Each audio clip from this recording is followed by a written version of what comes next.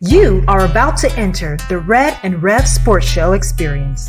Get ready for some real sports talk from some real sports fans who were real sports athletes who have sports knowledge.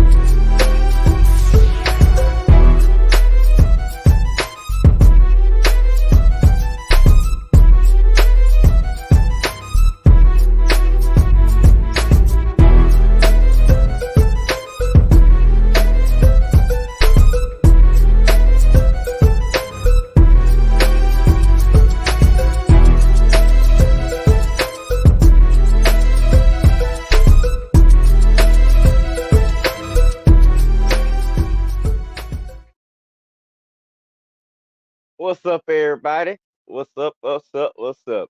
Episode 313, ready to get started. Well, this is the ultimate Super Bowl preview week. That's pretty much what's going on this week.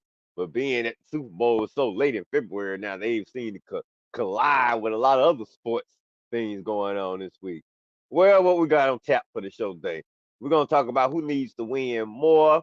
Is Mahomes the greatest ever? What's your favorite Super Bowl game, moments, teams? The new Falcons leaders are introduced. The NBA trading deadline is finally passed. The new Pro Football Hall of Famers are announced. We got a few extensions in baseball. We may get into that, might not. It's gonna be a quick show, everybody, but you're definitely gonna enjoy it because it's Super Bowl week, baby. All right, so it's gonna be a quick show, but I'm not wasting any more time. Let's get started right now.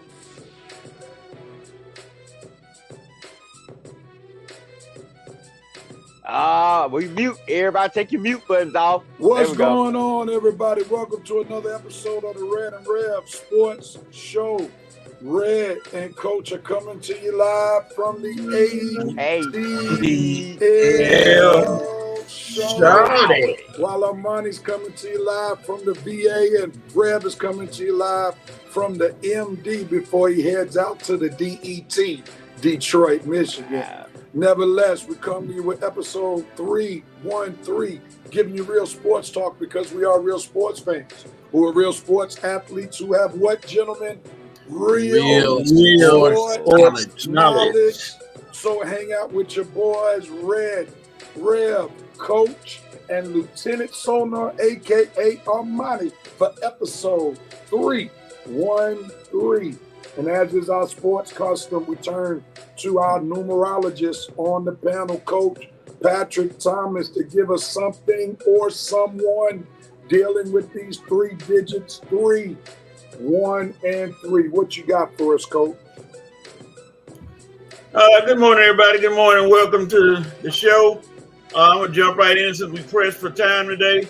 My 313 goes, I'm going to take it to the Black History reports, and this is Black History Month.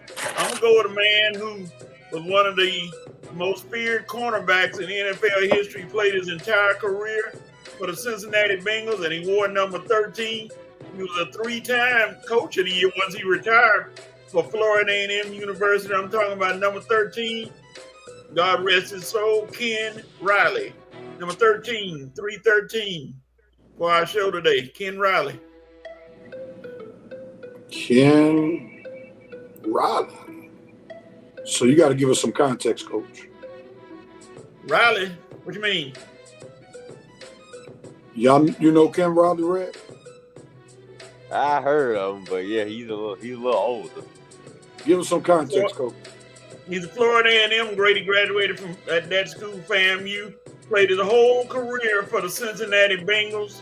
And then once he retired, he coached at FAMU and won the MEAC Coach of the Year 3 times. So, yeah, Ken Riley was one of the best cornerbacks of his time when he played for Cincinnati. He was one of the few that played his entire career for him. So, he's an old school. What year did he retire, Coach? Ken Riley. I'm not sure. I can't remember. I gotta look that up. I can't remember what year he left, but he played in the 80s. He was a big timer. Let me check it out real quick. Yeah, he retired in 1983. Okay. Oh. So Coach, you were really the only one who saw him play. Yes, I probably so. He terrorized the Steelers for a minute. We had a little trouble with him, but hey, okay. I was gonna go with the obvious. Everybody know what the obvious one is, Dan Marino, but that's too easy. I had to go Black History Month today. All right. So just to give some more information about Ken Riley's from Bartow, Florida. Joined the Cincinnati Bengals in 1969. Played cornerback. Yes, sir. And went to FAMU. Retired 1983 and died in 2020 of a heart attack. Yeah. So Ken Riley. All right, Coach. Well, Hall of Famer. Now, how did you hear about him?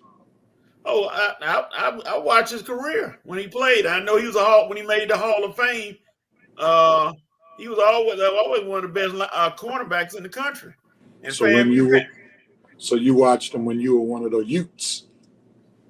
Yeah, I was in my youth. I was a youngin', back when the Steelers had the most feared defense in the NFL. It had to be tied to the Steelers. You saw that how he brought that in there. Easy. Yeah. Yeah, we didn't expect to do 5 minutes on Ken Riley, so we're gonna let that ride. But anyway, thank you, Coach, for the Black History moment. Next week pick something when we were all alive. Oh my God! Ain't many people wearing 13. That's kind of an odd number. No lot of people wearing 13. I got you. You could have went Kurt. I would have went Kurt Warner in his 3 Super Bowls. Black History, not Black History. Nope. Oh, you doing Black? Yeah, he went Black History. February. Okay. Right. I get it.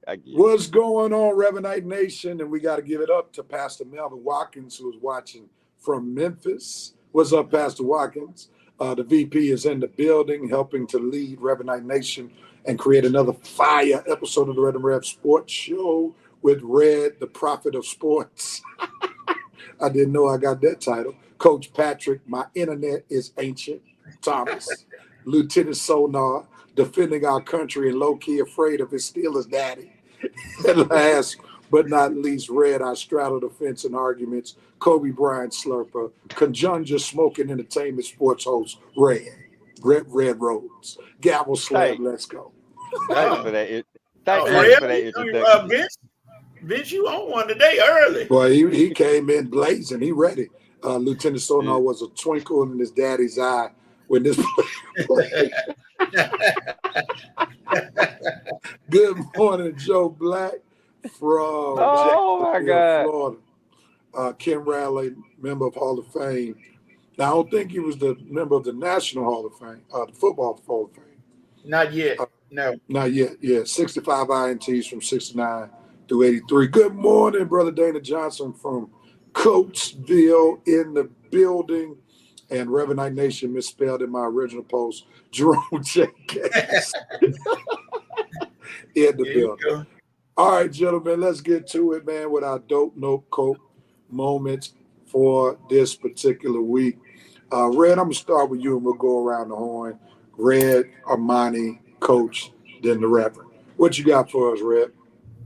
Well, this is easy for me.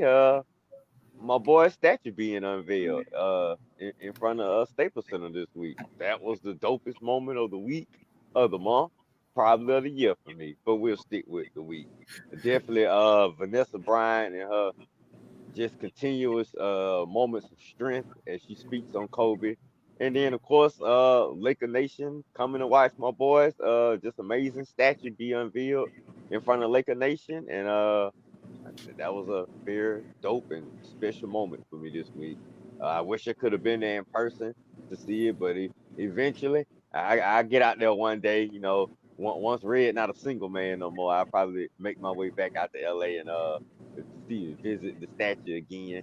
But in the meantime, just witnessing my boy have his flowers, his moment, well deserved in front of Laker Nation, some of the greatest fans in sports. It's just I can talk about this forever, but it was definitely a surreal moment and dope. I ended there. Dope moment. Excellent. Absolutely excellent. All right, Armani, what are you doping on, sir? I'm doping on Arthur Blank this week, setting the record straight. Hey, he said, look, I'm the big dog here. Yep. Not Rich McKay, not even Terry Fontenot. I'm the big dog. I had the last say so, and I run my own. I run my organization as well. Bill Belichick never was offered the Falcons job. So, he said, in so many words that he's tired of the media kind of spilling rumors, but he said Bill Belichick was never offered the job. So good job, Arthur Blank, for setting the record straight. Oh, yeah. Coach, what are you doping on, sir? My dope moment goes to Damar Hamlin, who convinced the NFL while they're out there in Nevada and Las Vegas for the Super Bowl to donate 47 AEDs to the schools out there. Considering what he went through, I know that's a noble gesture on his part. So I would give big ups to Damar Hamlin and the NFL to donate those AEDs to put in these schools. Winning. All right, and I am doping on the fact that after this week, when the Seattle Seahawks hired their coach, that one, Bill Belichick was shut out of all head coaching opportunities. You reap what you sow. You were a grumpy old man when you were winning. Now you'll be a grumpy old man without being a head coach. And there's a good chance that you might not be able to catch Don Shula. So that's what I'm doping on today. Bill Belichick did not get a job. All right, Armani, what are you noping on, sir? I'm noping on my 76ers, man. I mean, 4-game losing streak. You win in Utah, then you go on another 4-game losing streak, losing to the Hawks last night. So I mean, we got to pull it together. I mean, I know you made the trade for Buddy Hield, but I mean, the production just hasn't been there since Joel got hurt. You call yourselves one of the top teams in the East, but when your best player go down, you got to at least string some games along where you can start winning.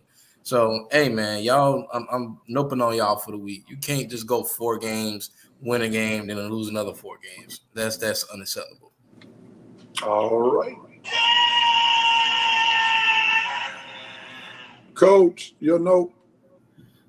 My note moment goes to the NFL honors and whoever voted Myles Garrett to win the Defensive Player of the Year over T.J. Watt. Even though Watt destroyed him in every category, pretty much. And then also to add to that one, picking Kevin Stefanski over D'Amico Ryans as Coach of the Year. I don't know who does the voting, but they were way off on both of those. I don't know where they got that from, but hey, they did it. Some of them probably need to get their passes revoked or whatever.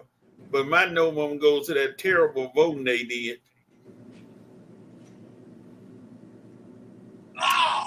Yep. I am going to nope on flag football with the NFL. I appreciate their attempt to try to replace a game that was really a mockery of football, where they had their version of the All-Star game, and those guys did not want to tackle. But let's go back to the drawing board. Flag football is, in my opinion, not the answer. Just stick with the skill challenge and just leave it right there. But it's amazing how big the NFL is, where they packed out a stadium to see flag football. My goodness. But it definitely didn't get any of my attention last Sunday. So that's my take on it. Red, what are you noping on? I'm noping on one Tommy DeVito. Tommy. Now, being in New York and having the name that you do, one would have thought that you would at least have watched the movie Goodfellas. Now, you trying to do a Joe Pesci impression at the NFL honors, dude? That had to be the absolute worst Joe Pesci, who am I, what am I funny impression I ever heard. And it's coming from one Tommy DeVito, a young Italian American. You would think out of everybody, it would be a young Italian American that would have this scene down packed. Dude, that was the driest, most uninteresting, unentertaining impression of Joe Pesci's Who Am I Funny scene from Goodfellas I ever seen. Tommy DeVito, dude, stick with football, but with the way the Giants going, you ain't gonna be with football much longer, but you can't stick with movies. So just do what Alex Smith do. Go and be an accountant, dude, because a comedian, you ain't got it. Backup quarterback, you probably ain't got that either. But dude, Lord have mercy. Work on your impressions, man. Lord. Get out of here. All right, Coach. Start this cope moment. What are you coping with? Well, I'm going to go back to Armantis, Philadelphia 76ers.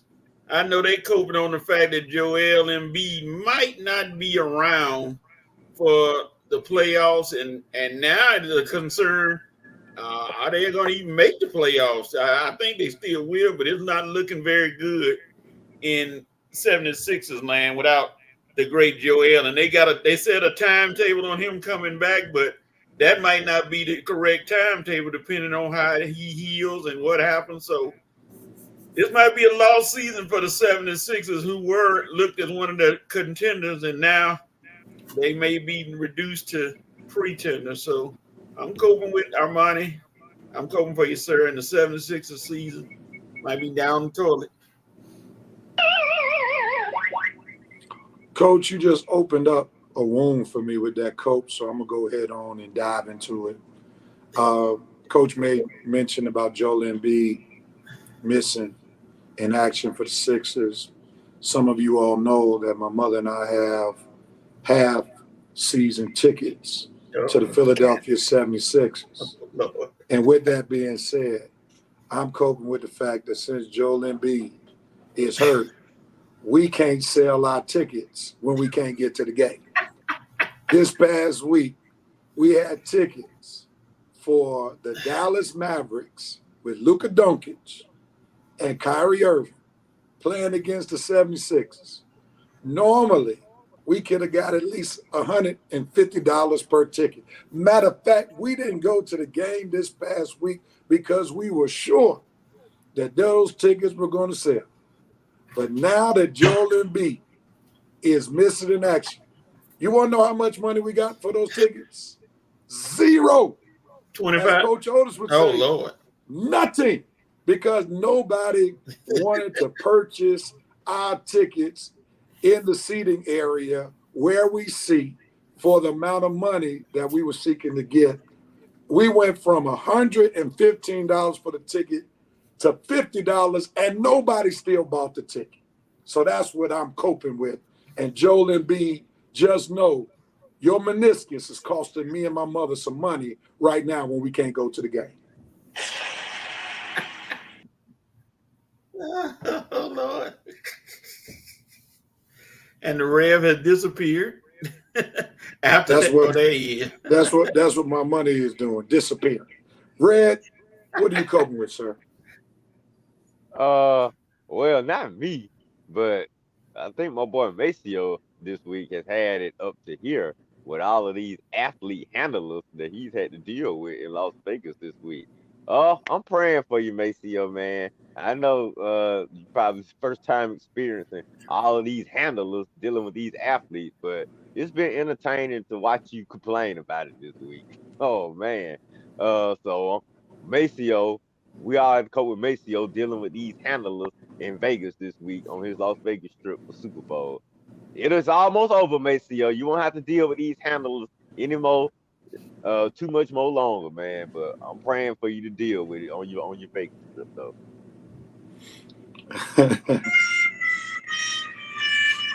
Yeah, Maceo of the Crutch is working with another group, and he's in Las Vegas on Radio Row. And sounds like he's had his share of no's this week. That's what it sounds like. It seems like somebody interrupting a few conversations that he is to grab the guys away and push them to the next moment. But I'm kind of with Maceo. Look, don't be handling me now. If I want to sit here and talk to somebody, let me stay here and talk to somebody. But I can understand him getting frustrated with grown men being handled by other grown men. But hey, I guess that's how he is out there. Yeah, that's what they get paid to do, man. It is what it is, you know. Yeah. All right, Armani, close this bad boy out. What are you coping with? I'm coping with all the Desmond Ridder supporters. Because in Arthur Blank's interview, he said, as he was interviewing all the coaching candidates, he said, coaches we interview knows the quarterback position needs work and improvement, and that's me being nice. And all these people saying maybe Zach Robinson could turn Ridder into this, starting quarterback. I'm coping with y'all because he will not be the starter come week one. I'm sorry, y'all. It's on notice. The Falcons will be either trading, drafting, or getting one for free agency. I just want to put y'all on notice so y'all can go ahead. I don't want to hear no whining come football season. He will not be the starter. You heard it from your owner in so many words. Game over, man. Game over, man. Game over. All right, man. Let's see what Revenite Nation doping, and coping with on today. Let's see who we got. Joe Black, doping on Kobe Bryant's statue. The VP, doping on new Hall of Fame inductees for the class 2024. Said Cortland Finnegan will be waiting for that call to introduce Andre Johnson. That's Here we who go. Andre Johnston gave those fisticuffs to, didn't he? Mm-hmm. I Joe would Black. love yeah. that. I would Joe love Black, that. noping on the football coaches moving this late. The BC, Ohio State, UCLA carousel after signing day is unfair to the players they just signed. Matter of fact, let me do something real quickly because I forgot. I really wanted to nope on that. What Joe is talking about is really unprecedented, where we are seeing coaches leave head coaching jobs for lesser jobs. Who would have ever thought we would be in that moment? And the big one happened yesterday, where one Chip Kelly, coach of the UCLA Bruins, leaves UCLA to become the offensive coordinator for the Ohio State University. Like, who does that? Writing on the wall for Chip. Is it the writing on the wall for Chip, or is it the writing on the wall for college football? Because let me put this. We weren't talking about this, but I think what Joe Black said is definitely noteworthy because it's a big story. Let me put this picture up. So you have Chip Kelly leaving Ohio State from UCLA, where he's taking the OC job where he was head coach. The Packers got Jeff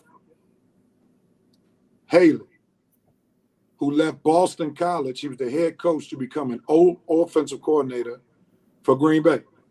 Then you got Buffalo's coach leaving to be a co-defensive coordinator for Alabama. Then you got South Alabama's coach leaving to be the defensive coordinator for Alabama.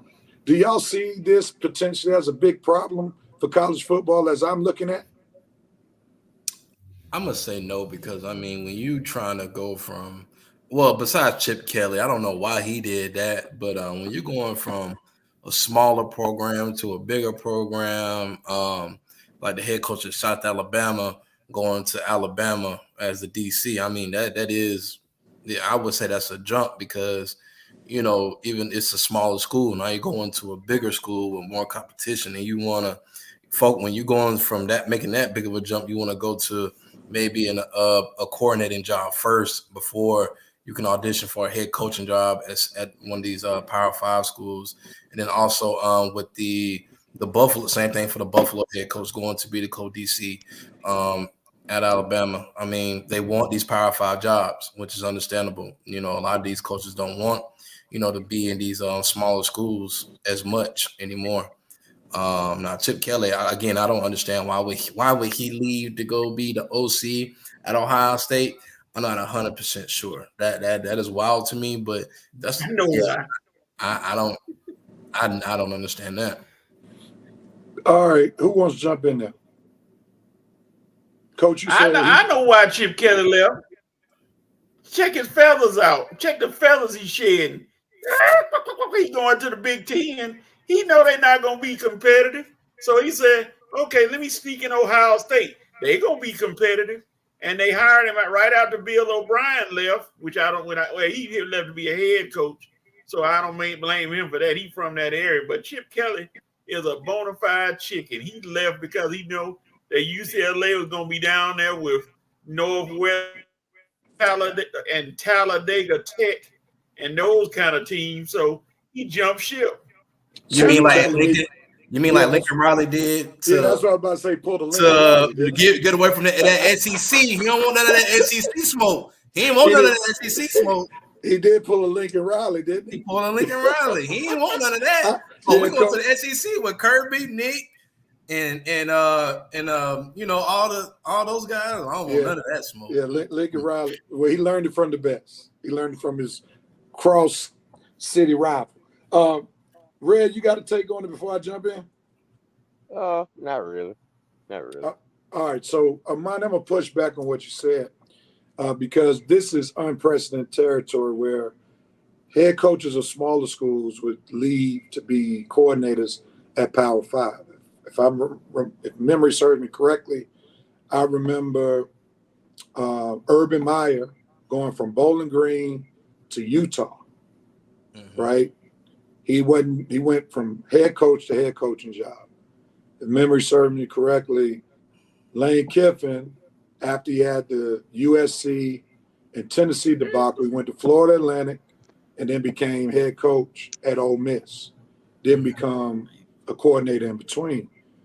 This is a clear example of how smaller schools are getting burned by the transfer portal. I agree. You have to remember, Chip Kelly lost his starting quarterback after this year, who transferred.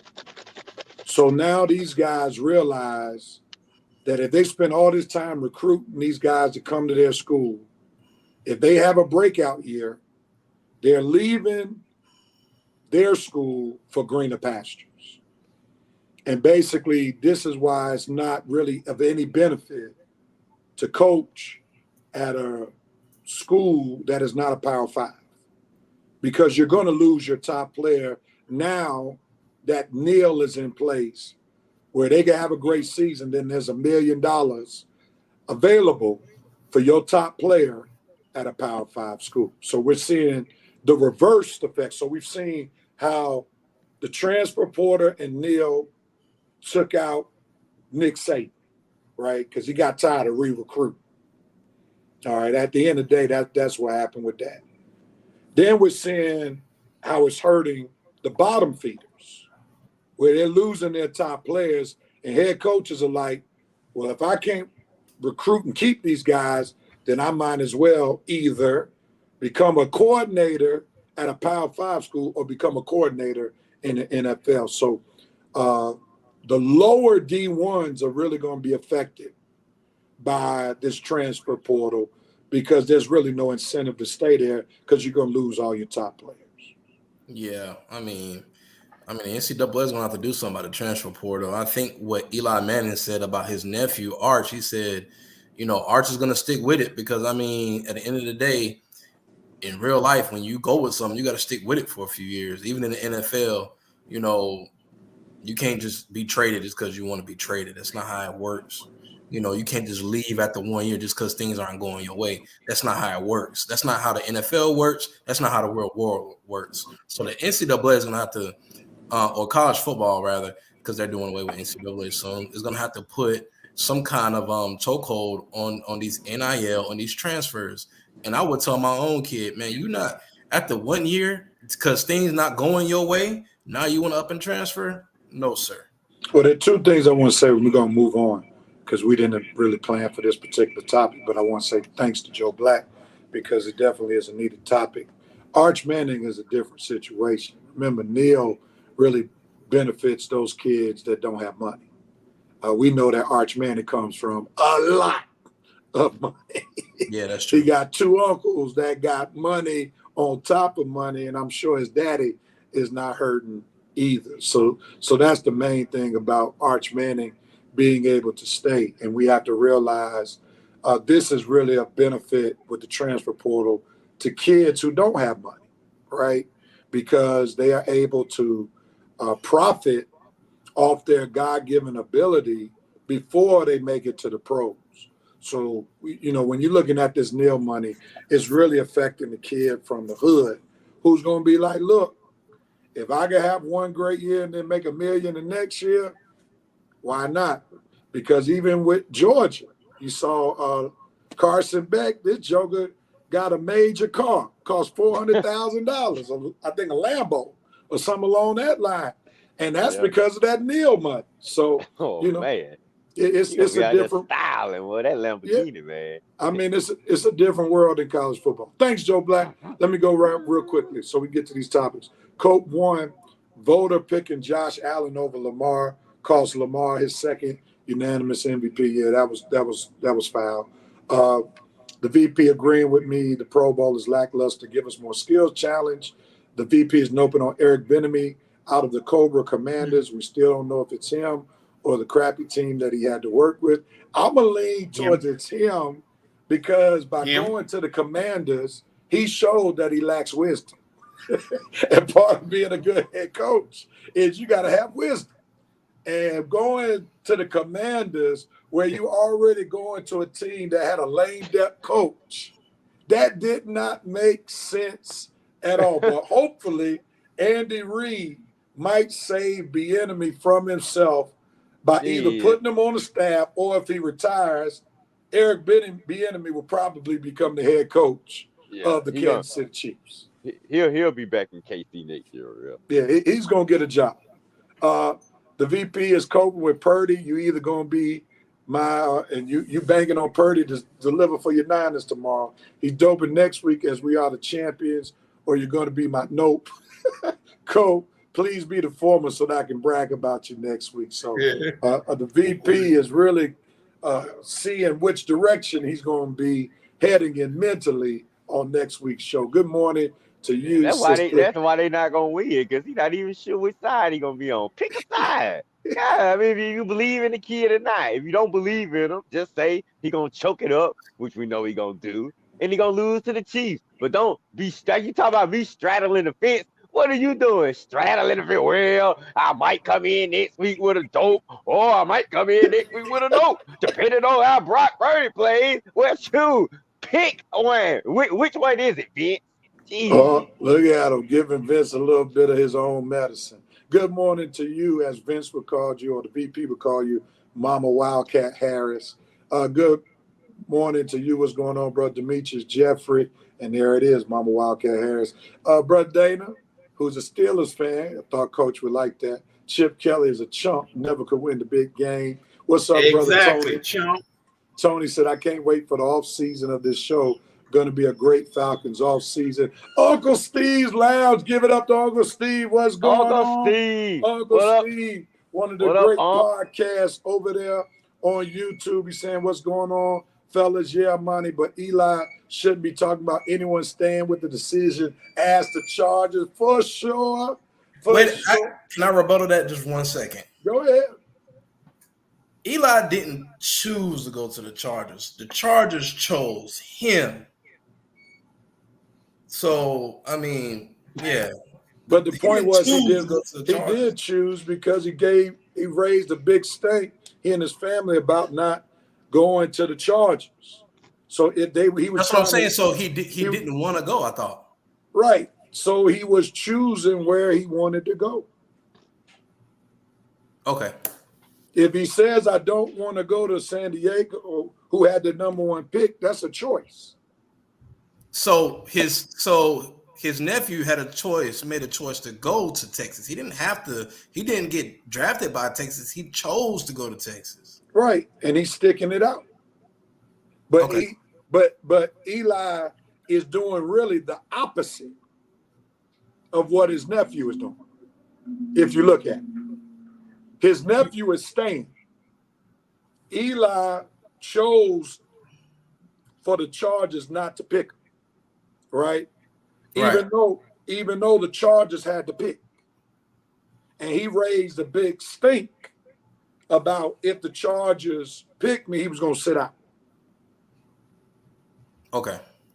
So in other words, Eli shouldn't be talking. In other words, that's what I think Uncle Steve is saying. Eli should be the last one talking.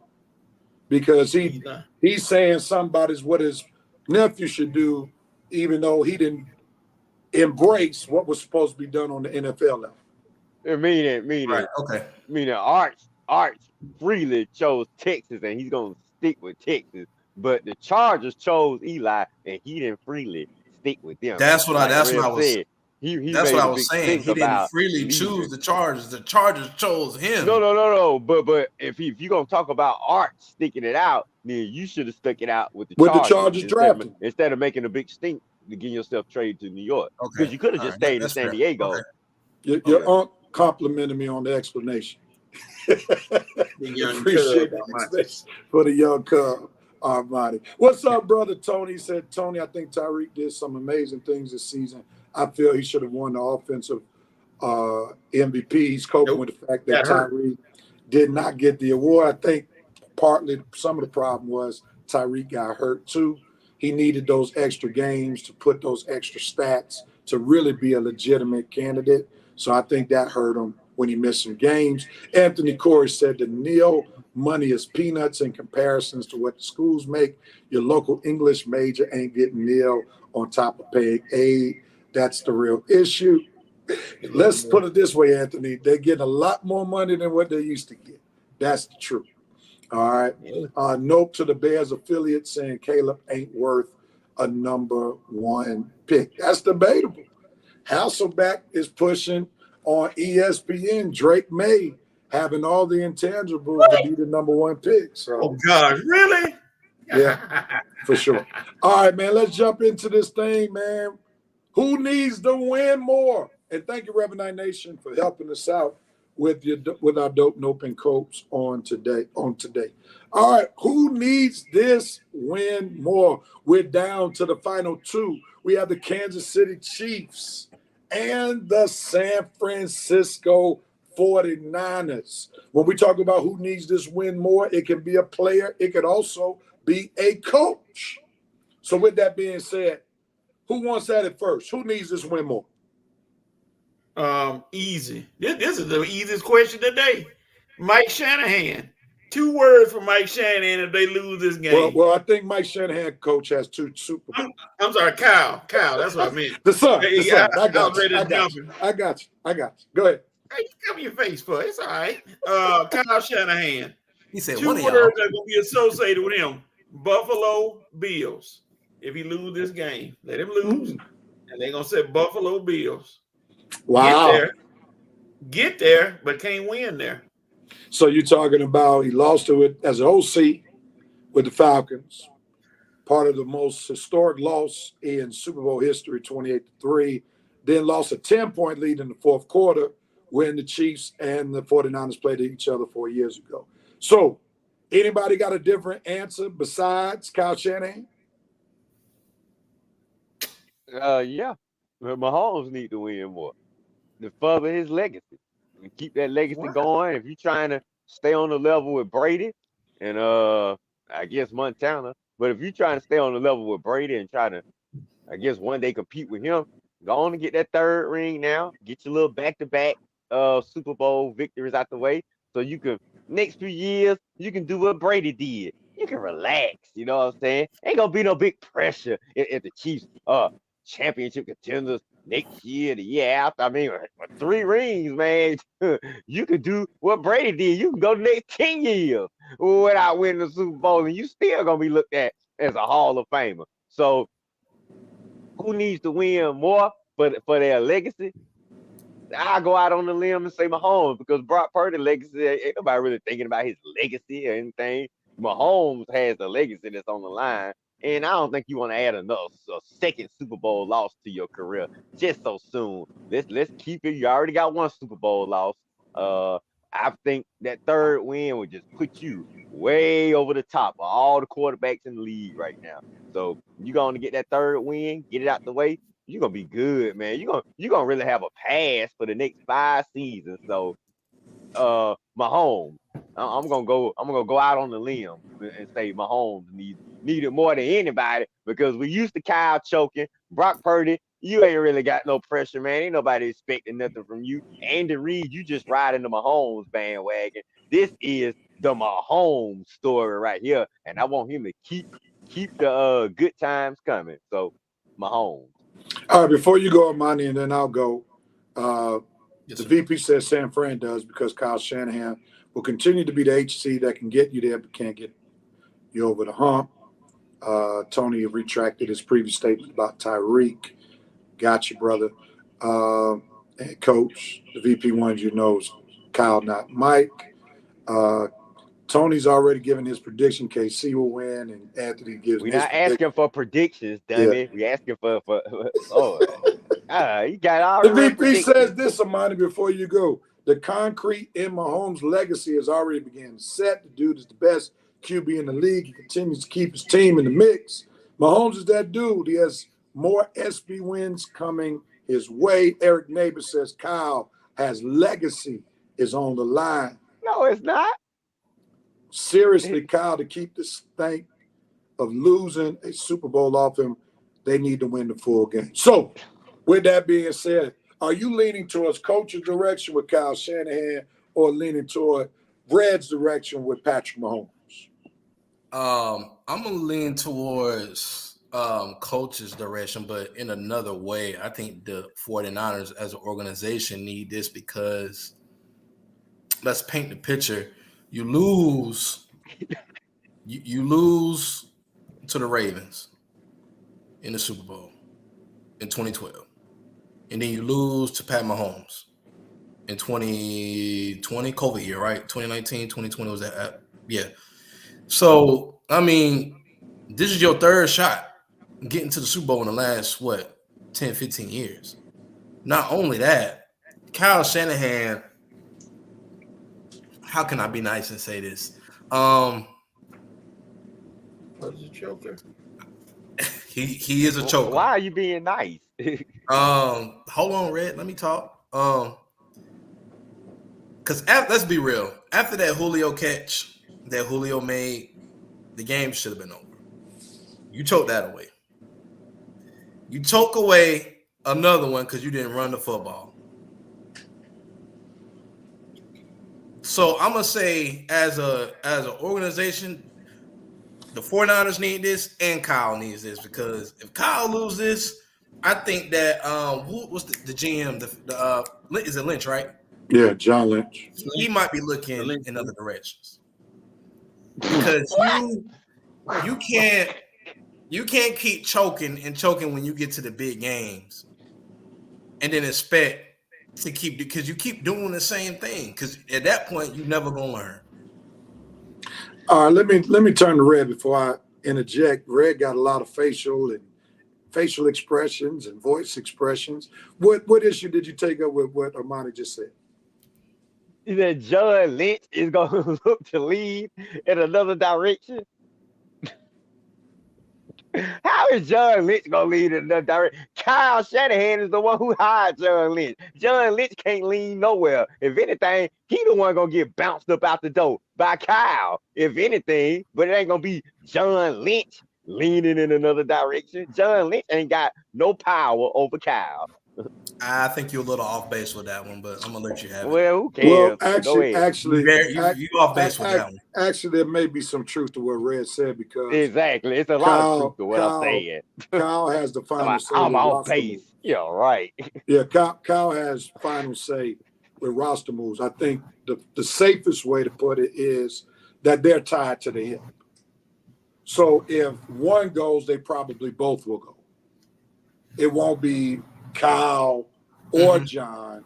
It will be both will probably go. But Kyle Shanahan has more roster power than John Lynch, because he makes the final determination on who's on the roster. So, Red is a bit more on target when it comes to that particular matter. I would still lean in coach's direction, because right now, Patrick Mahomes still has about 13 years left in his career to be able to continue to cement his spot in NFL QB history. Definitely 3-1 looks better than 2-2. But 0-3 for Kyle Shanahan looks far worse.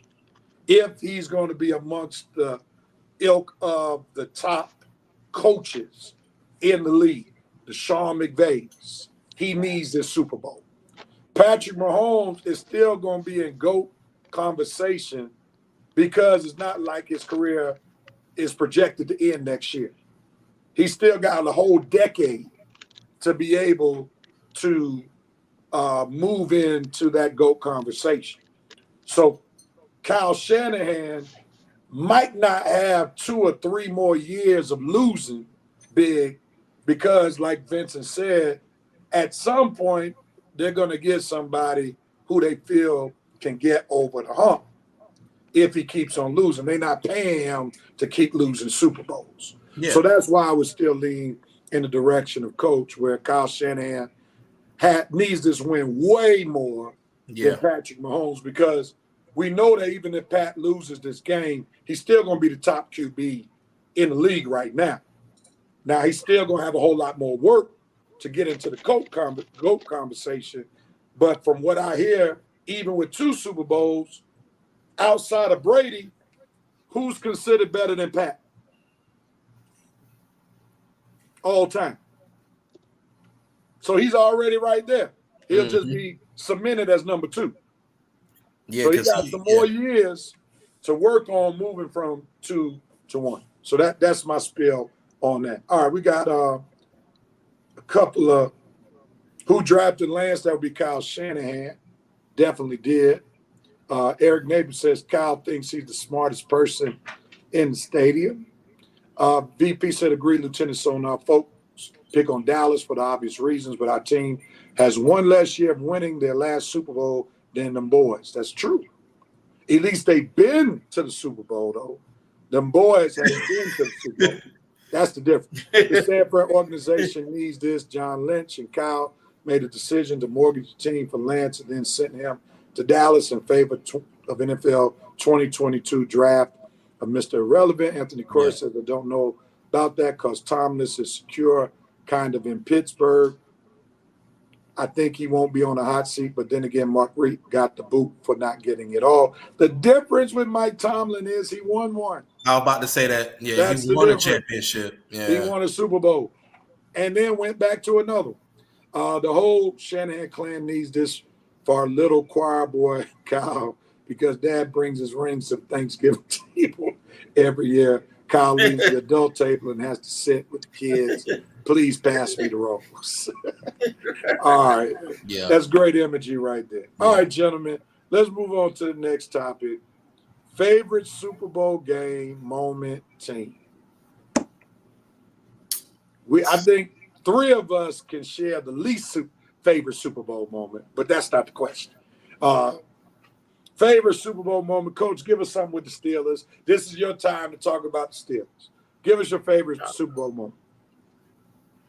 Got to be James Harrison running 100 yards for a touchdown and looked like he was about to die running, but somehow he weaved through the traffic and everything and barely made it and fell out in the end zone. I thought they was going to get him, but that kind of shifted the game around between them and Arizona because Arizona was driving again. If they had scored that touchdown, they probably would have won the game, but that moment changed the game. All right. Anybody? Red, what you got? I'm gonna go to Preacher Man, David Tyree. That big catch in the middle of the field. When that moment happened right there, I knew the Patriots' undefeated season was done. I just said the Giants gonna win this game, and we didn't have to worry about the Patriots being undefeated and no legacy for Bill, no legacy for Tom, not in the undefeated category in a way. So that moment right there I still remember that moment to this day. David Tyree, that thing. You took mine, and I was actually going to go before you. And I said, look, I was going to say David Tyree's catch Super Bowl 51 against the Patriots. That's definitely my favorite Super Bowl moment. That's for sure. Well, you can take it. I'll come up with another moment.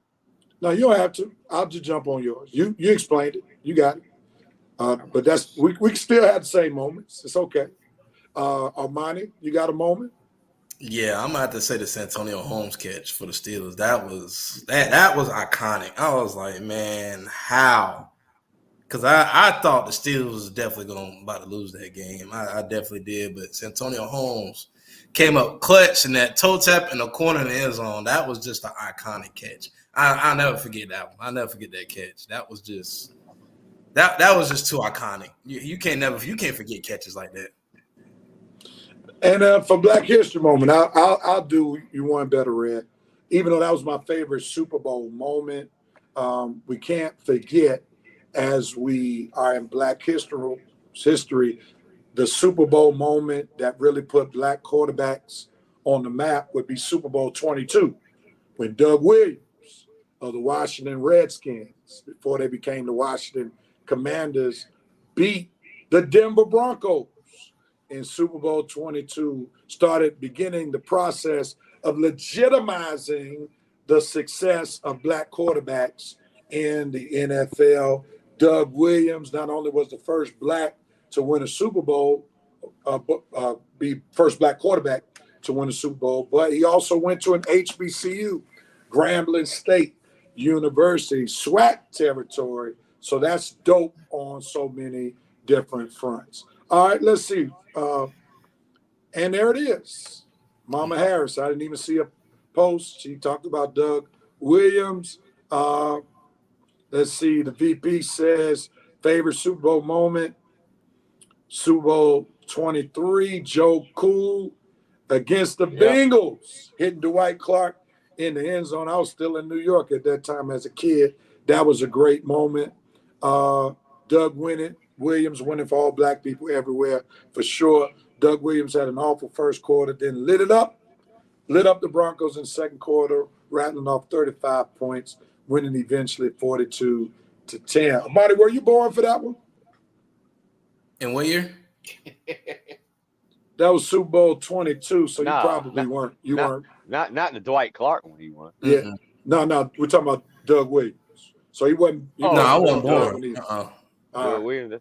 You were born in what year? 96. Yeah, you were born in the Olympic year, Atlanta. Damn. Man, you were in Pampers when the Olympics. Yo, man. God, dog, yo, boy. Yeah. Man, I'm a teenager, man. This kid ain't even born yet. Yeah, 1988. That would be the year. You weren't even born with Pulp Fiction. God, boy. I gotta remember this sometime when debating on money in sports. Yeah. All right, gentlemen, it is officially halftime of the Red and Rev Sports Show. We've given you our dope no coat moment. Also, we have given you some Super Bowl moments. We got 5 for 5 coming on the other side of halftime, and then we're gonna make our Super Bowl predictions. So hang out with your boys, Red Rev Coach and Armani, for the second half of the Red and Rev Sports Show coming up. We'll be right back.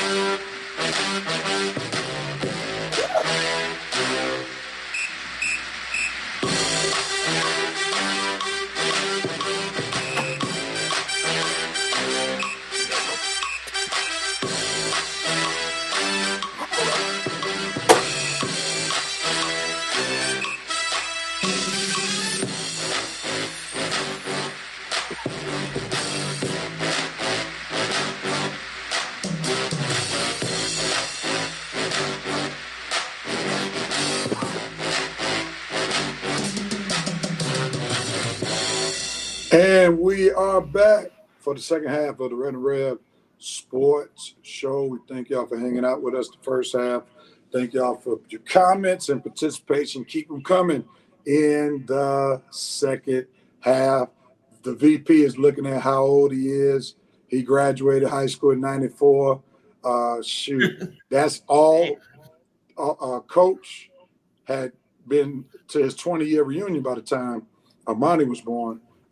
I started high school in 94. He was leaving when I was going in, bitch. Yeah, I'd been 1 year in college by the time Armani came along. So shoot. Yeah, I just graduated. And then that's when remember the Olympics came to Atlanta. When I made that good money during the Olympics. That was a great time to work. Yeah, I had a nice summer too, real. I made $35 an hour just rolling people for some Samsung exhibit. They had some actors, and I rolled them around. They were like live statues, and I would turn them around, turn them back. I was making $35 an hour. I bet that tip money was pretty good too, wasn't it? Well, I didn't get tips, man, because man, yeah, I had an inside venue, so I just worked a part of a production. But a 19-year-old making $35 an hour, 40 hours a week for a whole month, that's good money. Yeah. Sign me up, Alex. Yeah, For sure. Coach ain't gonna like this one. Did he take himself off the screen? Coach and Methuselah were classmates. Oh my God, man. Oh Lord. We don't know what happened to Coach's Wi-Fi, but hey, we're gonna move on. Let's see. There you go. Lawnmower man got him.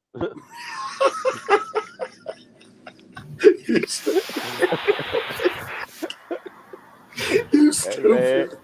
Hey, Vice President, you know, one of these days, and I'm gonna count one of these days, and I'm gonna pray for you that you get old. I want you to get old one day, so you can feel what I'm feeling, sir. Cole, you said you had to log off for a quick second so you feed your hamster. Look here, leave Rocco alone. I keep telling y'all. Oh, Rocco, you named him. Oh man, I keep telling y'all. That's Sonny Corinthos' grandson named Rocco, man. All right, gentlemen, let's jump into this 5 for 5 action since we got a shorter show going on. Let's see what Vincent. I hope to be as old as you, Coach. I know that's right. All right, gentlemen, we got 5 topics. Each of our panelists will have 1 minute to talk, 45 seconds in solo shot, then 15 seconds group shot. They go past 1 minute. They'll get muted while our panelists are speaking. Revenite Nation, feel free to share your thoughts on what the topic at hand is, and we will pull up your comments after the panelists. Go ahead on and share what they have to say, and the VP has spoken. Here is Lunas. We're queuing him right now. Let's do it. 5 for 5. First topic on the board. We're going to Major League Baseball. There were some contract extensions in baseball, and the question is, with Witt of the Kansas City Chiefs and Altuve of the Houston Astros getting extensions, should Ronald Acuna Jr., the reigning NL MVP, get one too? Red, this sounds like something you wanted to talk about, so we'll start with you first. Go, Red. I absolutely do believe that Ron Jr. should be extended a few more seasons.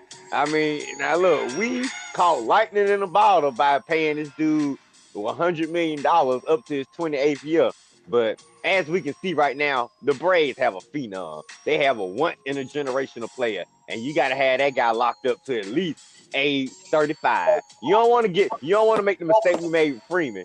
Yeah, have him come up at age 32, have a great year, and then we need to pay him. No, let's go ahead and get him locked up now. We know we got him locked up to 28. Let's go ahead and extend him 6 or 7 more years at a decent price and have this kid around for all of his prime years. Every prime year in baseball, I want Acuna in a Braves uniform.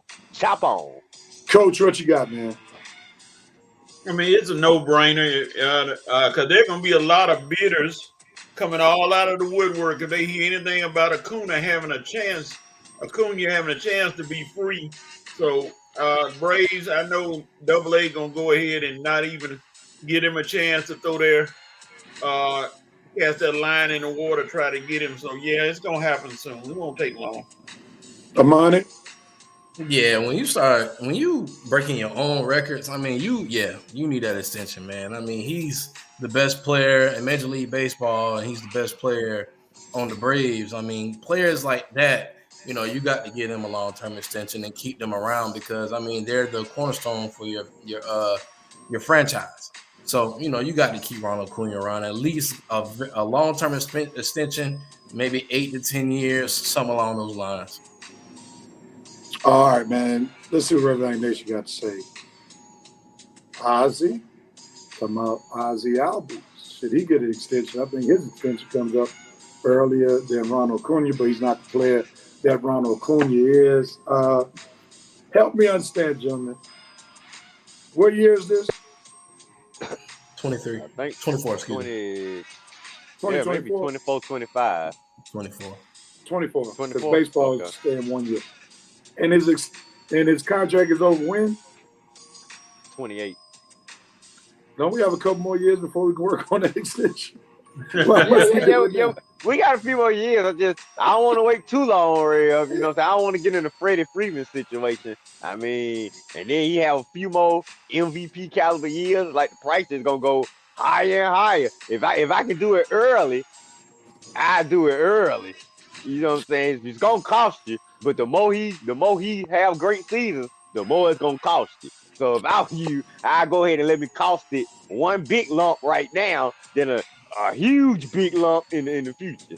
So let me ask you, because you said something about as long as it's reasonable. What's reasonable? Man, that's a good question, real. With all these contracts this time, I say maybe 6 year between 180, 200. So you saying Ronald Acuna, who already got somewhat shafted because AA was smart, giving him the millions up front, is going to take $20 million less than Otani? And this is going to probably be his last contract? Well, he gonna have to take a little less than Otani because he can't pitch. So you gotta think Otani getting paid for pitching and hitting. So I wouldn't even look at Otani's contract, but Okay. maybe the next guy's contract, the next best player. I'm saying he definitely need to be up there. And I ain't talking about Otani now, but at least where is he at now? I say at least between 20 and 30 a year. Now we got to do better than 20. So Otani is at 10 years. All right. 700. Well, at least 25 a year. At least 25. Here's a fair comparison. Bryce Harper is 13 for 330. So that's 25 a year. Okay. Yeah, that'll be. I think Alex probably wants to do 25 a year because I know he don't like these. He already got Austin at 22. He got Olsen at maybe 20. I mean, Acuna at 25. That might. Hold on, Red. Now, since he signed that contract, that is the 23rd largest contract in baseball. Who, Acuna? Bryce Harper. Oh, now, we know man. the pitchers are killing the game. Yeah. The pitchers are killing the game. So we have to do some research on seeing who has the highest contract as a player on the field. Yeah, let me see what Mike Trout is, and then we'll move forward. It's probably up there. But he don't even be in the playoffs. He ain't done nothing. I'm saying. I feel Acuna got to get more than him because he don't even play in the playoffs. All right. So if you say that, maybe I should have said that. So Mike Trout is getting 35. Oh man! I don't want to call the agent listening to me now. Don't listen to me and the agent now. So that, to be fair. Yeah, to be fair. He got to get at least 40 mil. At least. At least. I know AA cheap, man. I don't know. AA trying to do 40 million. Well, he might have to. He might have to. But this just for one player. For one player, though. All right, let's move on, man. Yeah, let's move on. NBA trade deadline passes. There were no real big moves. Armani Sixers got Buddy Hield. The Lakers stayed pat. We saw that the Sixers, in a kind of questionable move, gave one of their gutsy players away to the contending Milwaukee Bucks and Pat Beverly. And then there was some basically fringe type trades to kind of improve depth. Nothing that was going to cause a seismic shift in the NBA playoff order. So what are your thoughts about the NBA trade deadline coming and going. We'll start with you, Coach, first. 3, 2, 1, go, Coach. What you got?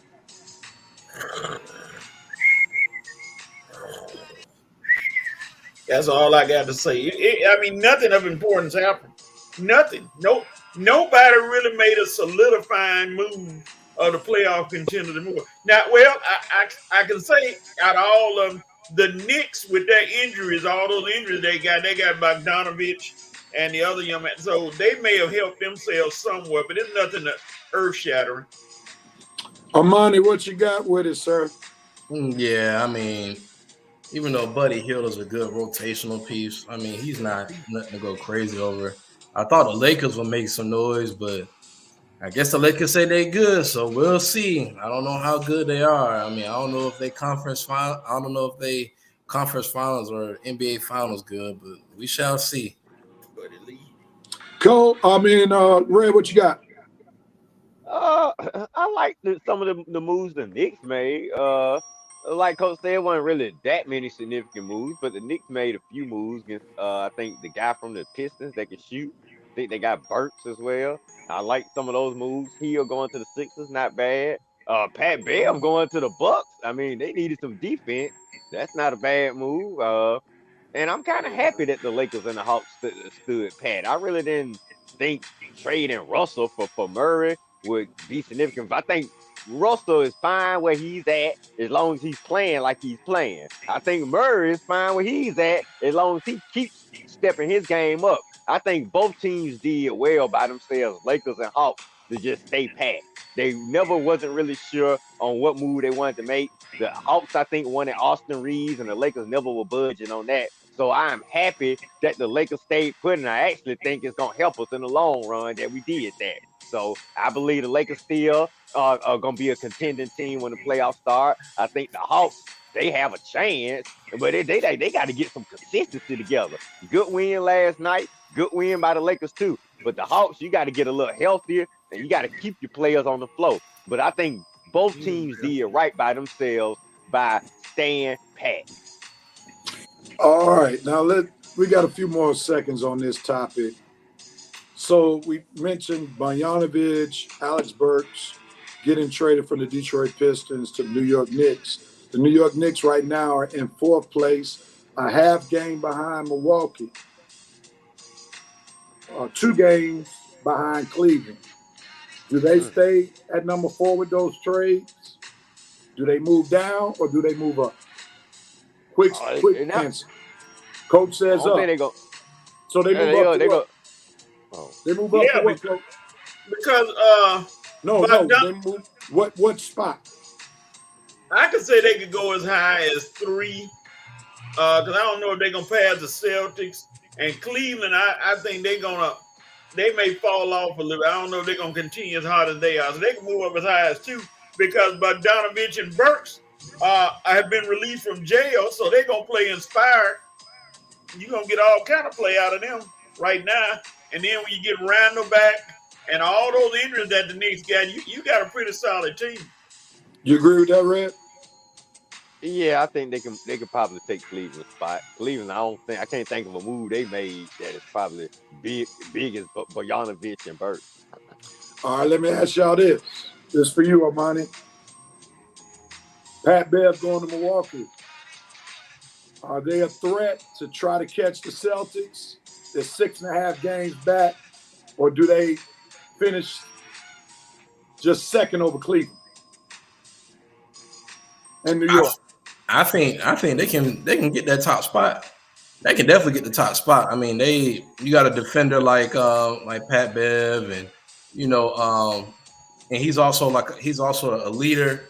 Then you got what's my boy name? Damian Lillard. Which he doesn't play much defense, but I mean he don't need to. You got Pat Bev, and you got he don't need to play like you don't expect him to guard the best player on the other team. That's what I'm saying. So I mean, they got a nice balance there in the Milwaukee, I believe, and that can kind of send them higher than the Celtics. Don't get me wrong, the Celtics are a bona fide. They're a contending team. But the thing with the Celtics is, I think that Tatum and Brown, they just come up short, especially late in the season. They kind of just go on this. They eat because when they're hot, but when they're cold, they're cold. But then they got a third guy, Porzingis, and then they got a champion in Drew Holiday. Yeah, so that's the difference. That's true. Okay, That's different. Okay. Yeah, that's the difference this year. Let me do something real quickly because I completely forgot to put Revenite Nation's comments up on the last one. VP said lock them up. Yes, Acuna would get his for sure. They'll burn that city down in the likes of General Sherman. Top 3 second baseman in baseball, talking about Albies. Eric said 35 mil per, referring to Trout again. He said inflation, shawty. Then he talked about Soto's deal. Soto is getting another deal after this year, so he'll get a deal before Acuna's new deal. Depth in the playoffs, who goes greater than 7 and 8 deep. The Knicks coach going to practice them too hard again. Yeah, Tom Thibodeau might hurt them. And Eric says when it comes to the Celtics, Holiday is the difference. Red, you got a closing comment?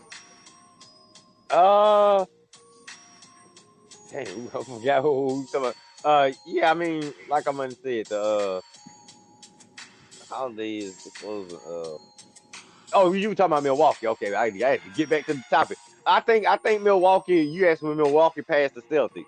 I think they got a chance, Rev, with the Pat Bell move, but I think right now Doc just needs to get the team playing at a consistent level. Where I don't think they need to worry about passing the Celtics. Well, more so they need to worry about just playing at a more consistent level. But I definitely think the Pat Bell move will help.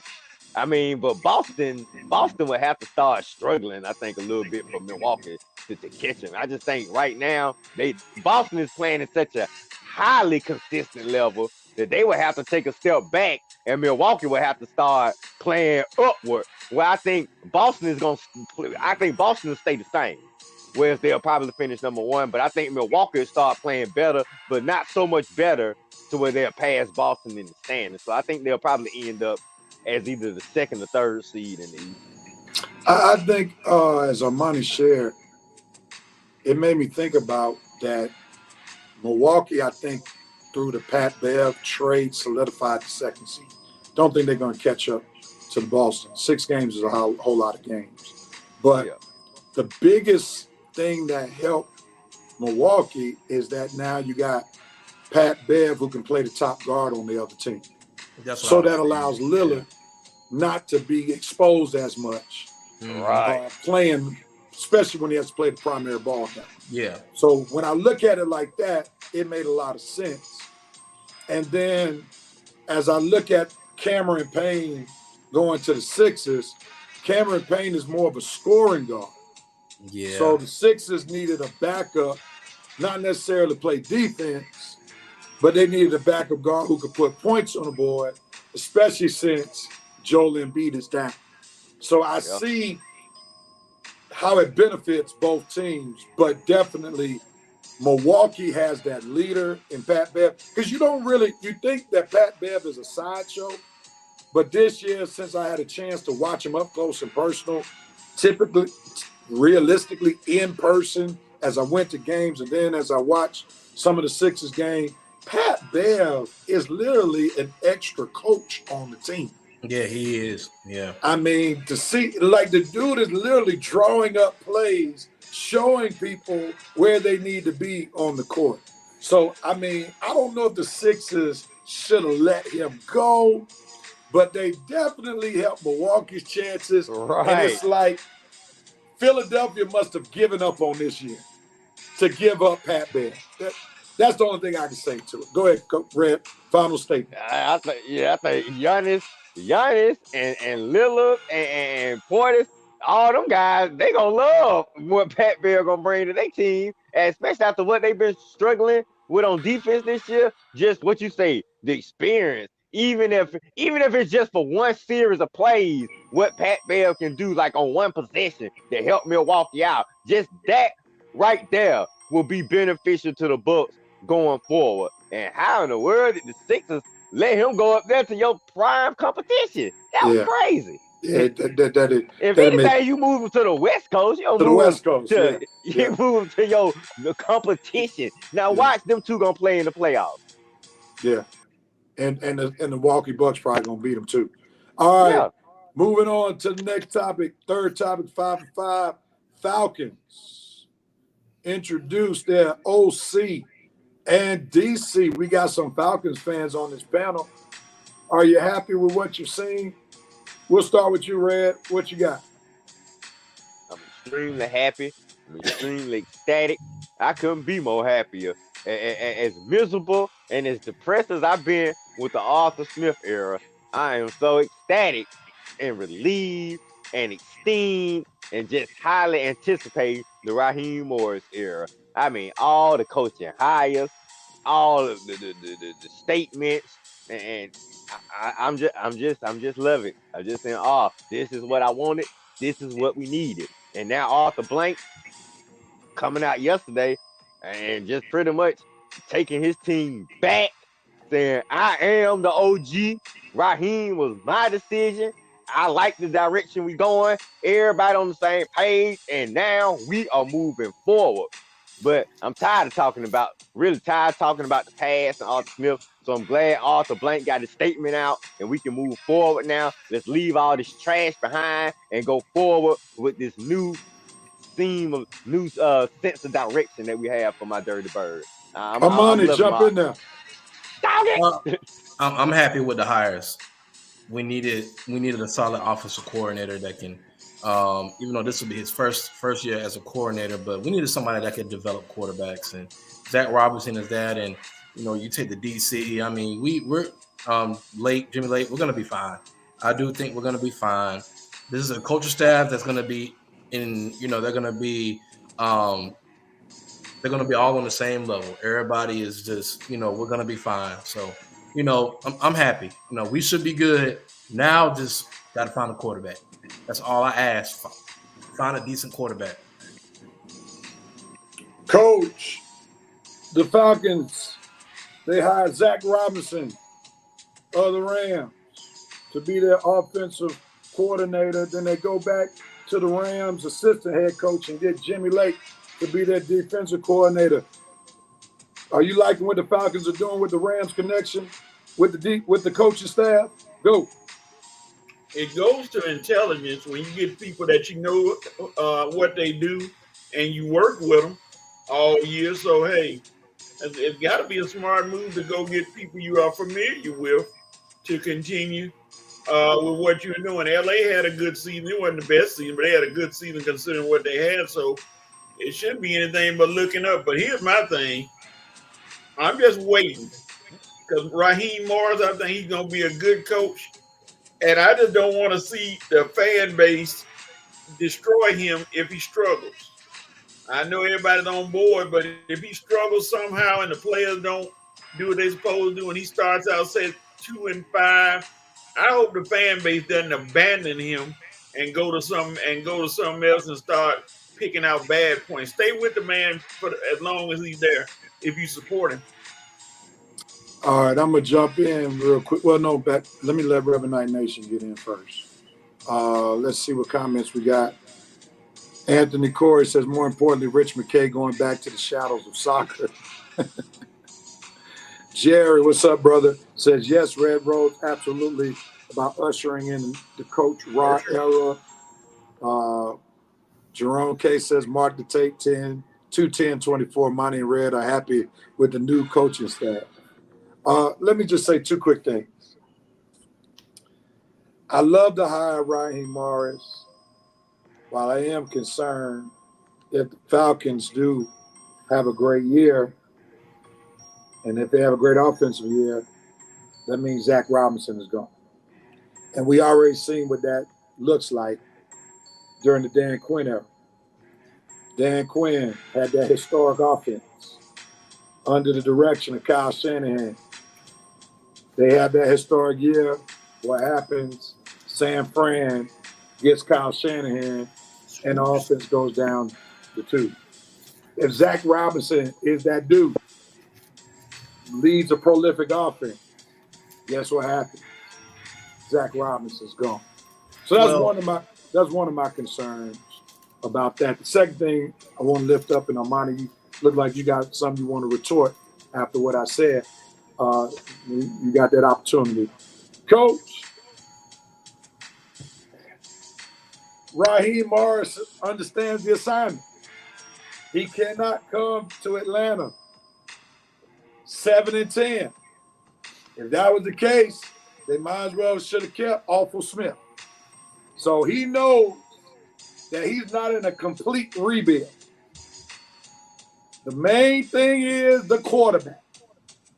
The Falcons are better than being 7-10. He understands that's the assignment. Anything 7-10 or less will not be accepted. He'll be on the hot seat real quick. That's the assignment.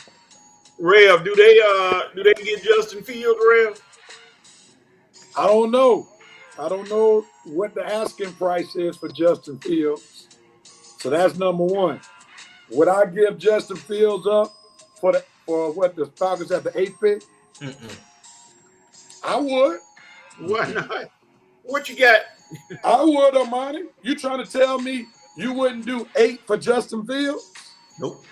So you're saying if you draft Jaden McDaniels, you ready to say Jaden McDaniels is going to be better than a Justin Fields who's already been in the league?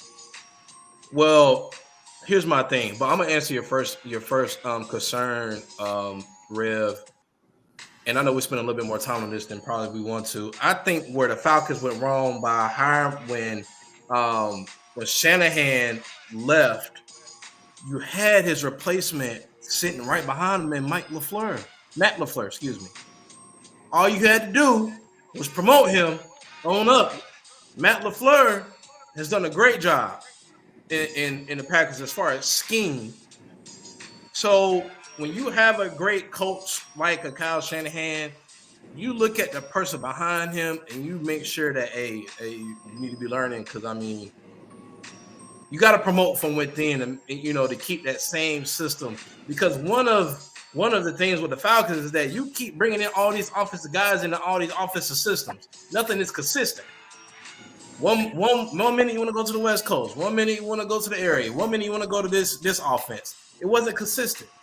But and as far as the Justin Fields, I mean, in my personal opinion, Justin Fields. Oh, before you go to Justin Fields, man, let me push back on what you just said. So Matt LaFleur was there, right? I would think if Matt LaFleur was that stud, then Kyle Shanahan would have told Dan Quinn, you got what you need right there. And I don't remember there being a whole lot of talk that Matt LaFleur was that dude. Well, my rebuttal to that is, I mean, we found out 2 weeks or a few weeks before that, the Super Bowl, that he was leaving. And even Arthur Blank said in his press conference that maybe letting some of those coaches leave, like a Matt LaFleur, even Mike McDaniels was on that staff too. That was possibly a mistake that he let them go. It is now because of what they become. It is now because of what they've become. Did we know they were those guys when they were coaching for the Atlanta Falcons? That's debatable. Yeah, because I don't know. Yeah, okay. I didn't hear anybody from Falcons Nation talking about Matt LaFleur is our guy. Nope. Nobody said that. So that's hindsight of 2020. All right, go to the Justin Fields. You said Justin Fields is, in my personal opinion, I don't think he's worth a top. I don't think us giving up a top 10 pick.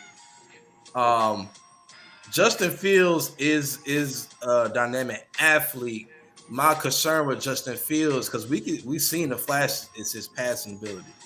I'm not gonna say that Jaden Daniels is a better player, but I believe somebody like a Jaden Daniels or Caleb Williams could possibly be a more efficient passer.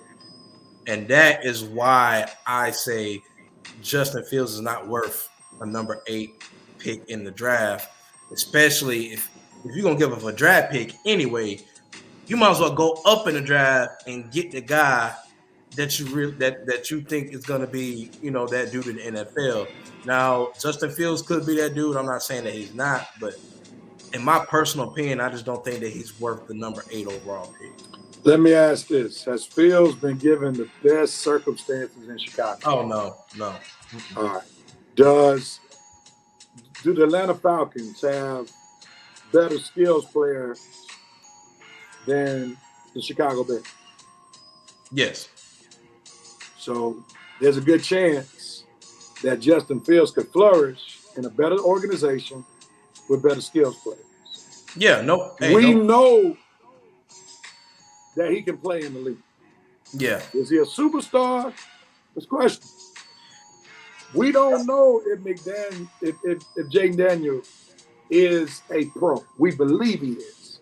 We know Justin Fields is a pro. We know Justin Fields can conduct an NFL offense. Yeah. How well he does it, that's debatable. But we need somebody who can step right in and play rather than somebody who needs to be nurtured for 2 and 3 years. Right. Right? Yeah, so that's the biggest thing. Yeah. Then with Caleb and Jaden, those two guys are a lot smaller than Justin Fields. Yeah. So Justin Fields is a lot more durable. So that's why I would lean towards giving up the 8th pick for Justin Fields. Some have reported that the reason why Raheem Morris in his press conference didn't say anything about Kyle Pitts is that they're using Kyle Pitts as a trade chip to get Justin Fields. Well, if I give you my thing is, if I give you Kyle Pitts, you're not getting the number 8 pick. No, you got to get a 2nd or 3rd round. You're getting a 2nd, yeah. For sure. You're not getting Kyle Pitts and an overall pick. No, you can't get Kyle Pitts and the 8th pick. No, that's for sure. All right, let me move on real quickly. Anthony Corey says, I wish they kept Nielsen. Yeah, but that would have been hard to do when you hire a defensive guy. So he wants his system in place. Yeah, so that would be difficult to keep him. It better just be a 2nd. That's a possibility, 2nd pick. Justin Fields is a solid passer. He doesn't have an O-line or any wide receivers, but I don't think QBs should ever play for their hometown team. Too much pressure. We'll see. All right, on to the next topic. The Pro Football Hall of Fame inductees have been selected. We got Andre Johnson, wide receiver. Devin Hester, punt returner, kick returner, wide receiver. Defensive lineman, Dwight Freeney, who played the latter part of his career with the Atlanta Falcons. Defensive end, Julius Peppers. Linebacker, Patrick Willis. Linebacker, back in the day, coach is probably the only one who remembers him, Randy Gradishaw. And defensive tackle, Steve McMichael, the former wrestler, part of that iconic Chicago Bears Super Bowl team. With that being said, who do you like on the list? Who do you think should have been on the list? Do you think somebody should not have been included on the list? Coach, what you got, man? Go with it. Yeah, old Gradishaw was part of that famed Orange Crush defense from back in the day. They used to terrorize people all the time, and that's how they got into the Super Bowl. All these guys are deserving pretty much. They in their respective areas, they did pretty good. But there was one name that was left off, and I don't know what he's done to people or who he slapped or what it happened. But when are y'all gonna finally get Torrey Holt in the Hall of Fame, who was part of one of the best offenses in the NFL history? But hey, that's just a thought. But the rest of them, they're deserving. And big ups to McMichael getting in. I know he's battling that disease. I hope he's still around, praise the Lord, when it comes to time to it. But yeah, all of them are deserving. Red, what you think? Everyone is deserving. I like all the picks. Not shedding any tears for Torrey Holt. I'm waiting on Julio to get in.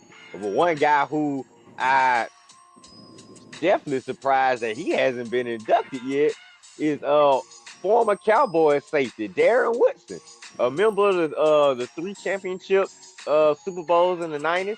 everybody else that's been a member of those teams has gotten in: Irvin, Emmett, Troy, Jimmy, and Jerry. Yeah, I'm talking about how what's taking you so long? Darren Woodson is a multiple All Pro safety, multiple Pro Bowl safety, 3 Super Bowl rings. Darren Woodson is a Pro Football Hall of Famer. So get it right and put this man in next season at the latest. Thank you. Armani. Well, my favorite is going to be Devin Hester. I mean, Devin Hester is the greatest punt returner, kick return of all time, and I feel like some of the special teams guys don't always get the love that they deserve, man. So I'm just happy for Devin Hester to get in. He didn't get a ring, but he definitely deserves to be in the Pro Football Hall of Fame. You can't have just your best offensive and defensive players in the Hall of Fame. You got to have the best special teams player, and Devin Hester is the best special teams player in pro football history, in my personal opinion. No, it's not. Coach, who is it then? White Shoes Johnson, baby. Woohoo! Yeah. Come on, White play Shoes. for the Oilers. Yeah. No, I'm just playing. Devin Hester did everything that you asked, kick return, punt return, everything that you asked from a special team return guy. It was hard to leave him out. I don't know why, so. But I used to love White Shoes. He never changed his shoes, baby. Right now, that's all you see when he was taking off them white shoes going to the end zone. All right, Jerome Cash says, is the NFL Hall of Fame becoming a glorified participation trophy? Hefter is the only generational positional game changer. I could be wrong. I would love to hear your thoughts. What? Andre Johnson was a great wide receiver. Dwight Julius Freeman Peppers? was one of the best, and Julius Peppers were one of the best DNs to do it during that time frame. Patrick Willis literally led the San Fran defense during the Jim Harbaugh era when they had great defenses. Steve McMichael was a dog on that iconic Chicago Bears defense. So I don't know if it was a glorified participant. I don't think it's definitely like the NBA or the basketball. That's the glorified participation right there, real NBA. Yeah, I can't think of one NFL Hall of Famer that's gotten in over the years that didn't deserve induction. I can't think of one, but I know when Matt Ryan get in, I can think of one in. that dude I heard said the Falcons fans don't respect him well enough. But anyway, that's another story for another day. What's up, Horace, from the Sports Roundtable? Glad to have you check in, brother, with us. The VP said very deserving, undersized defensive end Dwight Freeney. Devin Hester takes the cake. He was probably the most dangerous weapon during that 10-year period of football. VP said coach would nominate Dan Beebe as his GOAT. Hey, don't mess with BB. Jerry, you got a witness in Jerry, coach. He said, yes, Billy White Shoes Johnson. As Jerome Case, who does he feel shouldn't have gotten in this year and why? Jerry said, I'm happy for Devin Hester and Dwight Freeney's induction. Sounds like a very happy Atlanta Falcons fan, even though they probably won't be inducted with the Falcons being on their bus. I wish we could have got Dwight Freeney that second ring. Sorry, Dwight. Blame Matt Ryan for that. I wish we could have got Devin Hester in his prime. Yeah. That would have been a thing. All right, gentlemen, on to the next topic. And this is our last topic. Is Mahomes the greatest quarterback ever? Ever. Armani, I'm going to let you go. Let the young buck. What you say, Armani? Go. Man, that's a hard one. Patrick Mahomes, there's no doubt in my mind that if he retired today, he's already first ballot Hall of Fame. Already. He can retire today, and he'll be right behind Tom Brady, but I can't put him over Brady just yet. As far as talent, pure talent, absolutely. As far as pure talent and nothing else, Patrick Mahomes is the greatest quarterback to ever lace up the shoes. Pure talent. No doubt in my mind. Coach. No, Mahomes is not the greatest right now. That's like you said earlier in the show. He got about 10 more years, and we'll revisit this topic then. But right now, he's doing a lot of things we didn't think he could do. And he himself is probably going to say he's not the greatest right now. He's the greatest of his era. They got that level where Mahomes is right now in this era of football on top. And then it's a pecking order at second, fighting for second, but none of them are fighting for first. So not right now, Brother Mahomes, but he has the potential to get there. Can you provide some more context? Who's number one? Who's fighting for second? You still got 20 seconds. You got guys like Josh Allen, who they love, and who Lamar might be there. You know, those guys all fighting second, third. They all down there. But none of them are near Mahomes right now. Not even close. Red, what you got? No, because he's still playing, but he's on track to be. I mean, with the dual threat that he is, passing, running, accolades, Super Bowl championship. Yeah, this dude is on track to be the greatest quarterback of all time.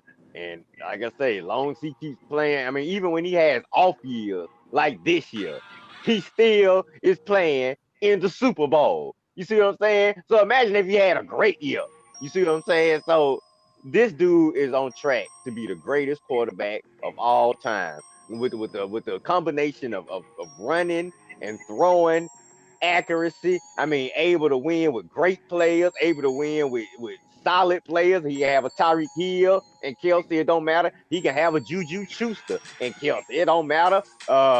Offense don't matter. He's had different OCs through the years. Dude is on track to be the greatest quarterback of all time. All right, let's see what Reverend Night Nation says. VP says Mahomes' career isn't over yet, to be continued. For some reason we can stop talking about LBJ until his career's over. Jerry says Mahomes is special. He would need to lead his team to at least 4 more championships. No. Jerome Case, Patrick Mahomes is not the best QB ever. Right now, the discussion is premature. VP also says physical talent is phenomenal. Tom Brady's sitting there waiting for the comparison down the road right now. Let's pause on this combo. Let's appreciate him for the now. L. Jax, Allen, and others take a back seat to the kid from Texas. Scary. The kid is 28 years old, has 2 chips right now, could have 3 after tomorrow. I'm going to nuance this conversation as we close. I'm going to say at this juncture in his career, if you compare his first 7 years to anybody else's, he's the greatest ever. Tom Brady didn't get started until his 30s. We know the first 2 Super Bowls, the defense, there were more defensive Super Bowls than they were offensive Super Bowls. So I would give, at this juncture, we can't even compare Brady's 7 years, first 7 years to Mahomes, because it's not even comparable. Mahomes blowing him out the water. So I would say from that standpoint, it is. If we're talking about total body of work, no, we can't say he's the greatest QB ever, because Tom's body of work is much larger than Mahomes. I would put Mahomes on the trajectory with Montana, more so Brady.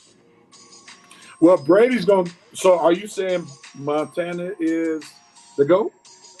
Yeah. I've always said that. I never thought Brady was better than Montana.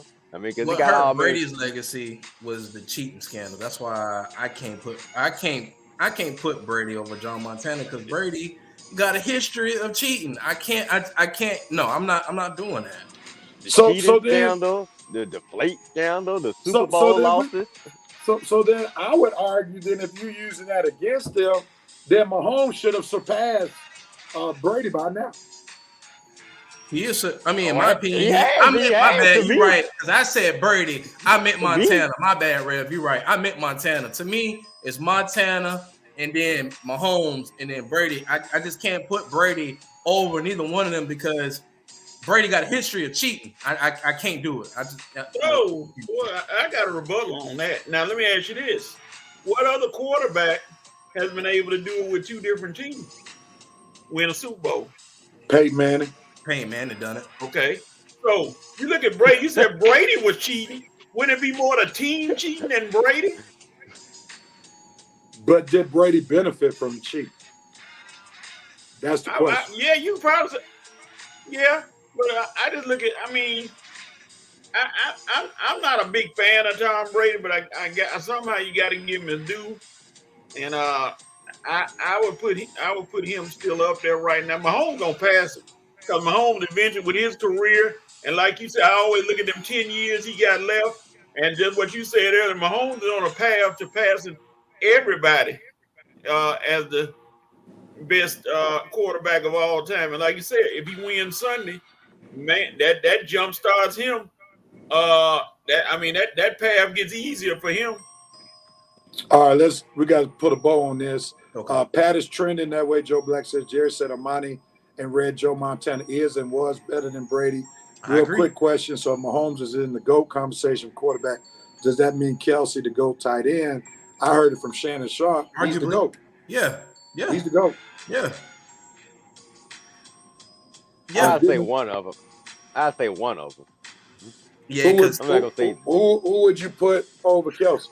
Shannon Sharp was that dude. Because nobody. I mean, Shannon Sharp said, who else has had as many 1,000-yard receiving seasons than Travis Kelce? I can't give him that, and here's why. Back when Shannon Sharp was playing, that wasn't a passing league. We are in the era of a passing league where passing is a lot more prominent now. Back in the day, you could run the football and get away with running the football all the way up to the Super Bowl and win the Super Bowl. So that's why you got to. I think Shannon Sharp failed to add context with that because now you got to the point where you can pass them every down and you can walk right down the field. But I think Shannon, we're not talking about who's the best blocking tight end.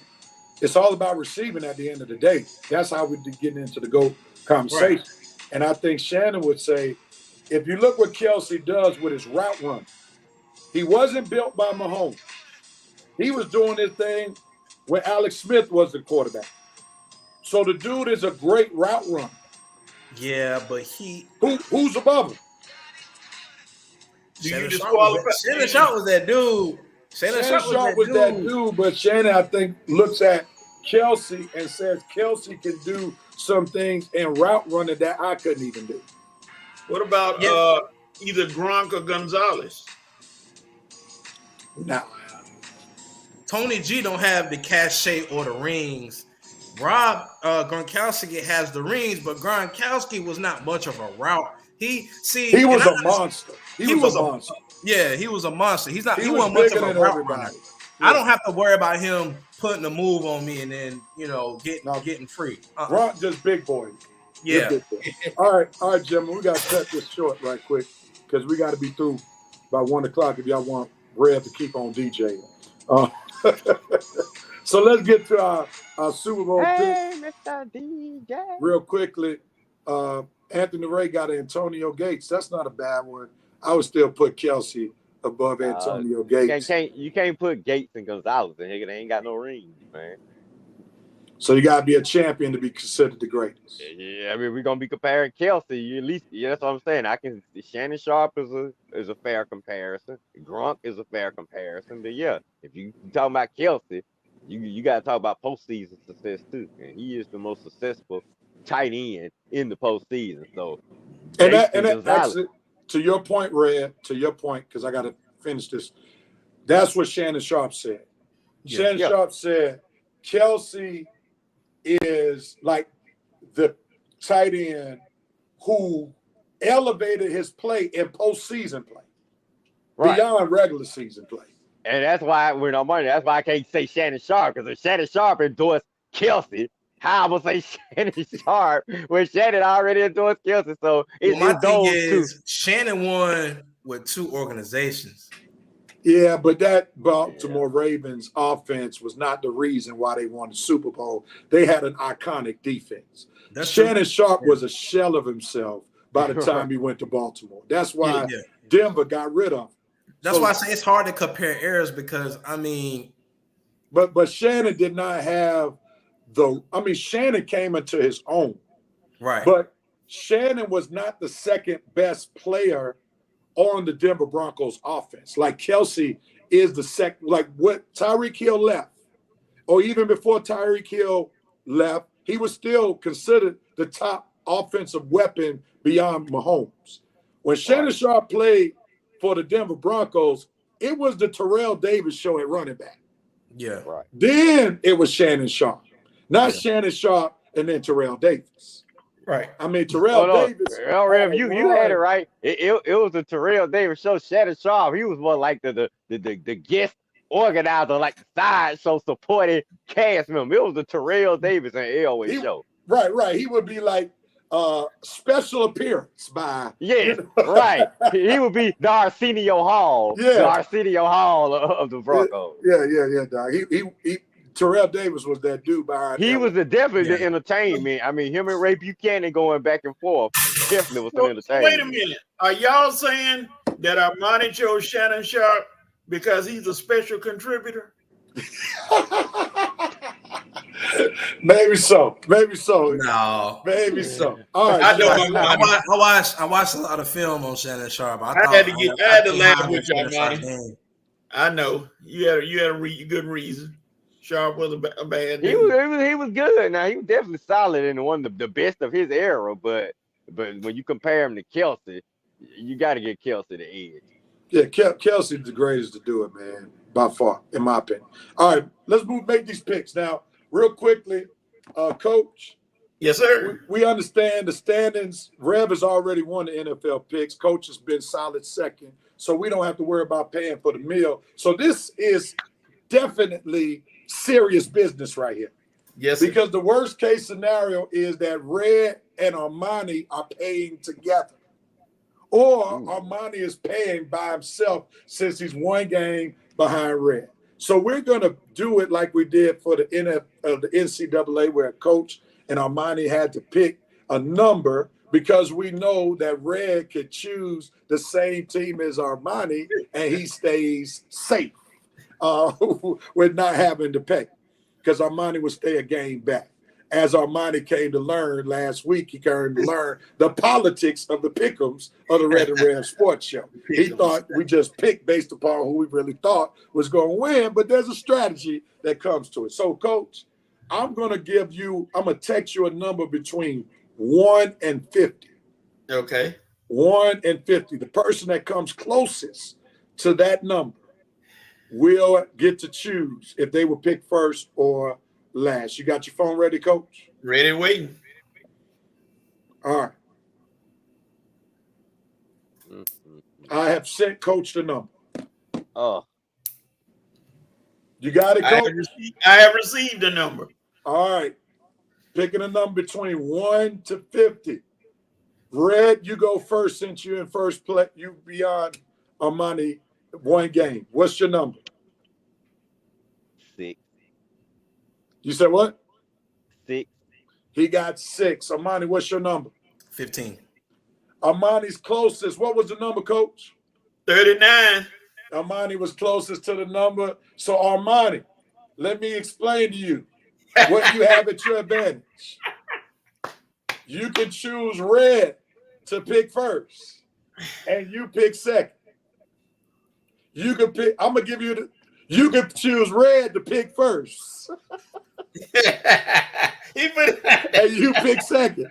One more time for the Holy Ghost. You can pick Red to go first.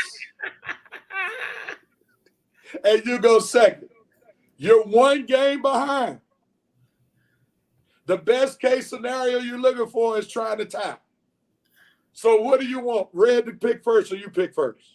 And Armani, you want a tie because go ahead, Red. All right. So we don't need no pick'em music. The VP would have been closest. He got 46, so he was 7 off.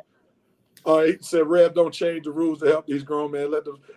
We didn't change the news. Rev, I expected you. It was common sense. He said it was common sense. I expected to be from 1 to 10, Rev. Well, I said 1 to 50. I know. And I knew had I picked 6, I would have been right. Because I know that's your favorite number. That's why I was going to stick with 6.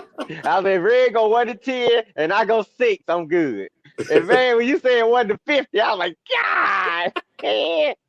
But I had to change. I stuck with your favorite number anyway. I said maybe Red will fool me. He'll still pick 6. All right, Red. So me and Coach will go first to give y'all some idea what direction we're going. Well, I know where I'm going. Pretty much sure you all know where I'm going. I'm going with Patrick Mahomes. That's my quarterback. To be on that Brady trajectory, one thing he has to do that Brady did, in my opinion, is back-to-back. Brady's the last quarterback that did back-to-back. He is in prime position to go back-to-back. We already seen that folk didn't know if he could lead a team to the Super Bowl, having to go through the road. He's already done it, led him to the Super Bowl. He just has to finish the deal. Also, when you got Andy Reid, you know you got somebody who can dial up offense, and you're giving them 2 weeks to dial up the offense. He knows how to exploit defenses. So I'm going with KC to repeat back-to-back. All right, Coach, the hamster's a little tired, so make your pick real quickly. Who you got? I mean, it's a detail of 2 styles. If McCaffrey and then Debo get in the backfield can establish that running game to help Purdy, San Francisco got a good chance. But Mahomes, I'll see this every day. He's a magician. That's all they say about him. He's a magician. He know how to win games despite what his teammates does. So I'm gonna go with Mahomes and the Chiefs to win 34-28. All right. So before Red, you pick, you next. Anthony Ray got KC. Jerry got KC. Of course, the VP sticking with his home team, his rooting team rather, San Fran. Brock is going to play the game of his Cyclone life. Lord, that's what he's praying for. Red, who you got, man? Well, I'm actually going to go with the team that I'm really going to cheer for. So no games this week on Monday.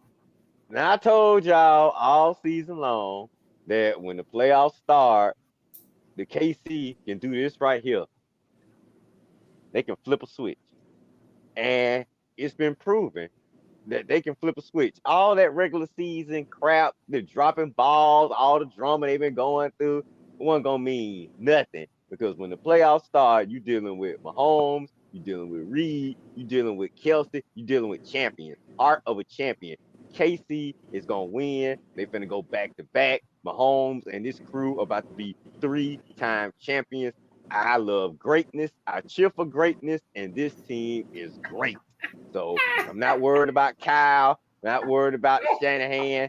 Ever since he lost the playbook for my Falcons, he's been nothing to me, and he's going to continue to be nothing, and I'm going to keep wishing for him to keep choking in the Super Bowl. I don't care if he needs to win, has to win, he ain't going to win, okay? So I'll be sitting here waiting for the latest Kyle screw-up so I can clown this guy on Sunday night, because you ain't nothing but a joke. Since you left my Falcons, you choked my Falcons Super Bowl away, and now you're going to keep choking for San Francisco until Jed York says, I can't take it no more.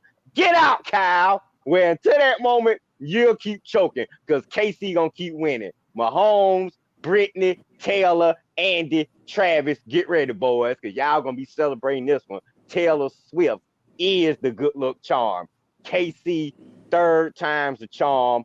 Super Bowl champions. I'm with you, Rev. I ain't gonna jump ship all the way and make that my team, but I'm with you on my home. That boy is the truth. Name my team. The Falcons will always be my team, but I love me some Patrick Mahomes, boy. Coach, I know why you were being rude towards Red because you read the comment from Jerome Case. Yeah. Yeah, I knew that's why you were laughing. I knew he wasn't being disrespectful. He said, I'm going with the darlings of the NFL scheme to win fringe fans. The Kansas City Chiefs will be crowded as the winner. You were doing good, man. You want to say crown. You want to say crown. Crowded equals crown. There you go. You were doing good, Jerome. And I knew that's what Coach was laughing at. All right, Armani, all eyes on you, man. Who you going with? I mean, you said, by default, I'm going to have to go with the 49ers. By default, because he got a game up on me. I can't pick Kansas City because he's still going to be a game up on me. You can, and just if you want to be a man of total pick and integrity, you can, and just send us our cash app right now. I can't. You ain't got nothing to lose. Really don't. Yeah, I really don't. I'm gonna be paying something either way, but I mean, yeah. So I mean, whether if I'm paying half or paying full, I mean, it don't matter. So well, it does matter. It does matter. Half is a little cheaper. Not really. No, I'll let our money pay for coaches half, and I'll pay for Rev's half. No, you don't want to pay for Rev. Rev already told what he's gonna do. Yeah, but here's what I will say though on a serious note. If the 49ers can do one thing, they can win this game, and that's to get pressure on Patrick Mahomes. If you can't get no pressure at all on Patrick Mahomes, he's gonna run and kill you. Nick Bosa, or is it Joey Bosa? Joey Bosa, right? Yeah, Joey Bosa. Joey Bosa. I'm sorry, I get them confused. Joey Bosa, hey man, you need to have the game of your life. Chase Young too. Chase Young. Oh Lord, him had the game of his life. Yeah. I mean, this needs to be a complete defensive mastermind. And really, Kyle, and even though I respect Kansas City's defense, if Debo is at least 80% healthy, y'all can win this game. If Christian McCaffrey can be 80% healthy, y'all can win this game. Kyle, I'm urging you now. If running the football is working, don't stop doing it. Because that's where you got messed up in the last two Super Bowls. Trying to make Jimmy G the hero. Trying to make Matt Ryan the hero. Even though Matt Ryan, had they won that game, was already going to be the Super Bowl MVP because of his numbers. All right, man, I got to cut you off because, man, we're dealing with time. My bad. So, right. Yeah, my bad. So you got the San Fran. The game we won in the trenches. Casey's Turney's out at guard. Trent Williams banked up. Nick Bosa is our guy. Joey Bosa plays for the Chargers. Okay, I'll bad. Armani, go and pack up your duffel bag. You let the 757 and Tidewater down, dang it. Nick Bosa needs to channel all of his and be a dog tomorrow. All right, gentlemen, we got to get out of here. Who has the right to do what, when, where, and how? Who wants at it first? Isaiah Pacheco, you got the right to take the MVP trophy and come out of nowhere and run for over 100 yards and lead your team to victory. All right. Who has the right to do when, what, where, and what, how? Red, go with it. Myles Garrett, you have the right to take a picture of your defensive MVP and send it to coach right away and make sure you keep it on his page for a whole year. Say, ha, I am the defensive player of the year. Armani, who has the right to do what, when, where, how? Anybody, I don't care if it's coaching staff, players. Hey, man, this is the University of Alabama. If you want to go, then go. We don't need you. Ryan Grubb, you going to Seattle? After you settle, I'm not leaving, you take your 8 double snakes home that way and don't look back. Oh, wow, getting personal. Pat Mahomes, you got the right to continue to go on the trajectory of being the GOAT. Go ahead on, put that back to back so that you can really be on the level of Tom Brady since he did back to back as well. Ladies and gentlemen, that ends episode 313 of the Red and Rev Sports Show. Thank y'all so much for hanging out with your boys for episode 313. We will be back next week. Same time. Jerome K said, Purdy, you have the right to become the next Tom Brady from last to first. BP said, Brock Purdy, you have the right to prove that the Trey Lance trade to Dallas was worthy. Play your behind off tomorrow. Bang, bang. Niners game. Let's do it. Thank you so much, BP. Y'all have a safe week. Stay safe. Not too much to drink tomorrow. Be sober, man, so you can make some sound decisions. If you go out to the Super Bowl party, you can get home safely.